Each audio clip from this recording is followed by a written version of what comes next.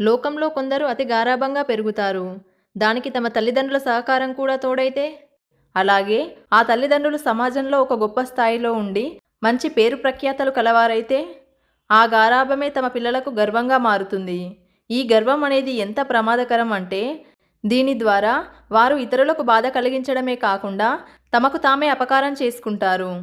అలా ఎంతో గారాబంగా పెరిగి తన తండ్రి మాటలను సైతం లెక్క చేయకుండా లేనిపోని కష్టాలకు గురై చివరికి తమ తప్పు తెలుసుకునే సమయానికి జరగాల్సిన అనర్థాలన్నీ జరిగిపోతాయి. ఇలా తన గర్వం అహంకారం వల్ల సమస్యలను కొని తెచ్చుకున్న ఒక స్త్రీ కథే దేవయాని. ఇంతకీ ఎవరు ఈ దేవయాని అంటే, రాక్షసులకు గురువైన శుక్రాచార్యుని గారాల పట్టి దేవయాని. ఈ దేవయాని బృహస్పతి కుమారుడైన కచుడిని అమితంగా ప్రేమించింది. కానీ అతను ఆమె ప్రేమను నిరాకరించడంతో ఎంతగానో భంగపడింది. తన ప్రేమను కాదన్న కచుడిని దేవయాని శపించింది. ఆ తర్వాత కొంతకాలానికి గురుపుత్రిక దేవయానికి రాజకుమార్తె శర్మిష్టకు జరిగిన వాగ్వాదం వారి జీవితాలను అల్లకల్లోలం చేసింది. అసలు వారిద్దరి మధ్య ఏ విషయంలో గొడవ జరిగింది? కూతురు బాధ చూడలేని శుక్రాచార్యుల వారు ఏం చేశారు? తనకు జరిగిన అవమానానికి దేవయాని ఏ విధంగా పగ తీర్చుకుందో ఇప్పుడు తెలుసుకుందాం. ఒకనాడు రాజకుమారి అయిన శర్మిష్ట తన చెలికత్తెలతో కలిసి వనవిహారానికి బయలుదేరింది. వారితో పాటు రాజగురువైన శుక్రాచార్యుని గారాల పట్టి దేవయాని కూడా వెళ్ళింది.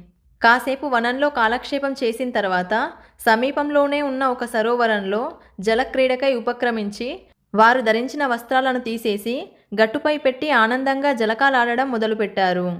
అంతలో వచ్చిన సుడిగాలి తీవ్రతకు గట్టుమీద పెట్టిన వస్త్రాలన్నీ ఒకదానితో ఒకటి కలిసిపోయాయి. ఆ గాలి తీవ్రతను చూసి భయపడిన వారందరూ గట్టుపై ఉన్న వస్త్రాల్లో ఎవరికి దొరికిన చీర వారు తీసుకొని కట్టుకున్నారు. ఆ హడావిడిలో రాజకుమార్తె అయిన శర్మిష్ట దేవయాని యొక్క చీర కట్టుకుంది. సహజంగానే అహంకారి అయిన దేవయాని తన చీరను శర్మిష్ట కట్టుకోవడం చూసి ఆమె కోపం కట్టలు తెంచుకుంది.